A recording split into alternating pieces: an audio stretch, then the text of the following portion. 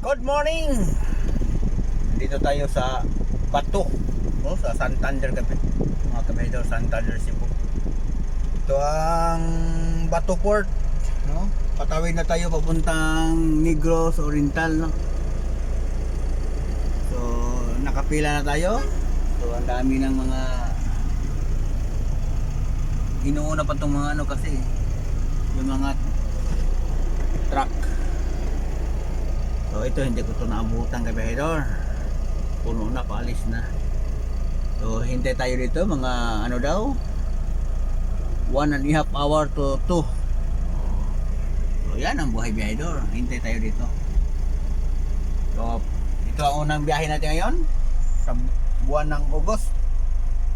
So mag-comment pala ako kung kabahidor sa itong bata nga nawala, nga ilang days nawala.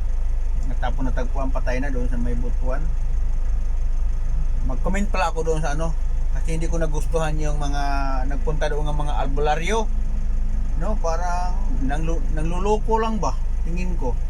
Pero mo pati mga engkanto pinagbintangan nila, wala stick talaga. Next time naman kayo mga albularyo, no?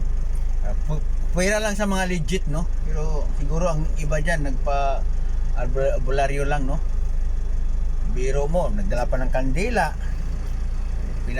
ano pa yung ina, ginadasaran pa. Ano ba yan? Kasi daw ang bata daw kinuha daw sa engkanto.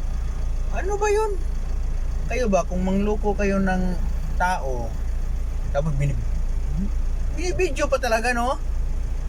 Ngayong bata kinuha ng engkanto, wala stick talaga.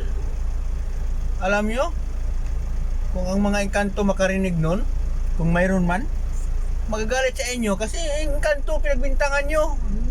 Kayo talaga mga albularyo, no? Yung mga albularyo na dyan nga kung wari lang nga magaling, no? So pwede lang sa mga legit na mga ano talaga, no?